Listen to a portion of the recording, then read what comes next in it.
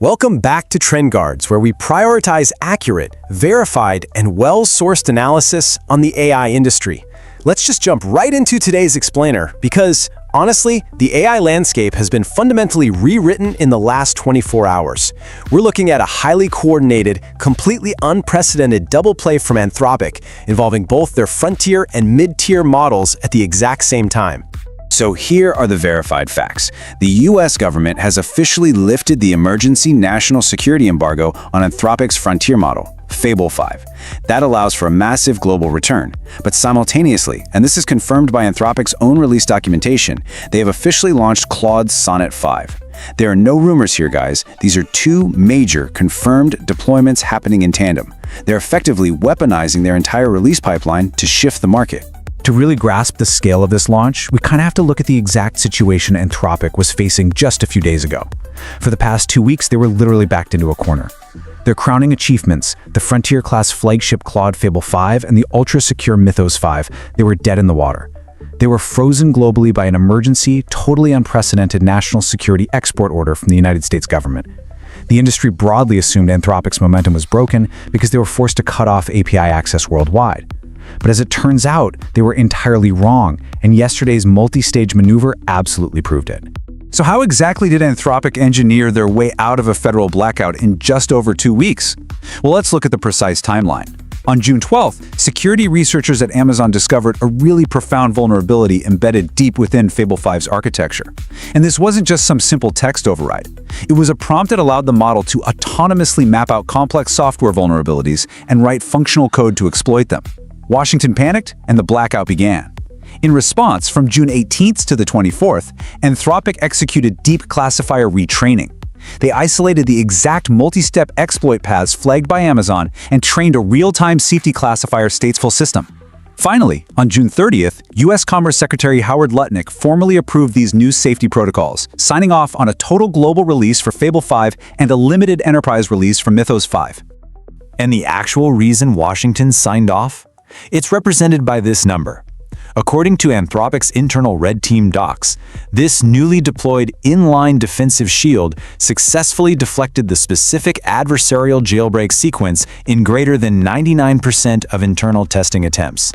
That is the hard, verified statistic that broke the regulatory chains. While the world was staring at the regulatory drama, Anthropic quietly dropped their second hammer. Let's explore Sonnet 5 because it fundamentally shifts the paradigm of day-to-day software development. Now, this brilliantly illustrates the core architectural difference. If Fable 5 is the heavy artillery flagship, Sonnet 5 is the agile daily driver for your terminal. In previous generations, like Sonnet 4.6, if you wanted the model to deeply think through a problem, you had to build these really complex, manual multi-step prompt chains, or you had to pay a massive premium.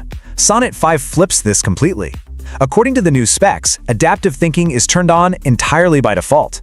The system automatically spins up variable internal reasoning effort levels, low, medium, high, or max, judging the complexity of your prompt before it even types a single word of output. So the crucial point here is the real-world impact of that adaptive architecture. On agentic coding benchmarks, Sonnet 5 hits a massive 63.2% success rate. This allows the system to just effortlessly tackle messy, brownfield code bases. You know, those legacy environments filled with race conditions and hidden edge cases that previous models completely choked on. With this verified benchmark, Sonnet 5 is directly breathing down the neck of the vastly more expensive Opus 4.8. This incredible upgrade comes with an aggressive structural catch that every developer needs to understand before pushing to production. Taking a sober look at this mid-tier versus frontier economic grid from Anthropic's docs, on paper, Anthropic appears incredibly generous here. Base pricing remains identical, launching at $2 per million tokens before stabilizing at a standard $3 baseline. And the context window? It expands to a massive 1 million tokens, totally matching Fable 5's default. But don't let that supposed corporate generosity fool you. The underlying architecture has been radically altered. This is what we're calling the token tax. Anthropic has deployed a brand new, hyper-dense tokenizer. What this means in practice is that the system breaks down the exact same piece of English text into approximately 30% more tokens than previous models. So while that 1 million token context window sounds mathematically huge, it actually holds fewer physical raw text pages on average. That's because the model reads text in much smaller, granular pieces to hypercharge its reasoning accuracy. This represents a deliberate economic compromise. You're getting near flagship intelligence, but your dynamic per-request API costs will definitely shift. They are altering the core currency of the cloud to make this high-end reasoning accessible at the mid-tier level. So, what is the broader industry context for the rest of 2026? Well, over the past few months, the industry was heavily shifting away from simple text response chatbots, moving straight toward fully autonomous, long-horizon agents, systems that can navigate browsers and complete multi-day engineering goals totally unattended.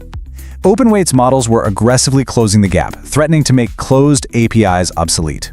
Anthropic's double drop is a direct counteroffensive to that. By embedding native adaptive reasoning straight into their mid-tier pricing loop, they have essentially commoditized high-end thinking. They're telling enterprise developers that you no longer have to compromise between economic viability and raw autonomous independence. The regulatory chains have been broken, the mid-tier has evolved, and Anthropic has firmly re-established its grip on the bleeding edge of the market. And that leaves us with the most critical question moving forward. With high-end reasoning now natively commoditized at a mid-tier price point, how will the Openweight's competition respond? We will definitely be watching the data closely. Thank you for joining us for this TrendGuards Explainer. Stay focused, and we'll see you next time. Thanks for watching. Don't forget to like, subscribe, and share. It really helps the channel grow. See you in the next video.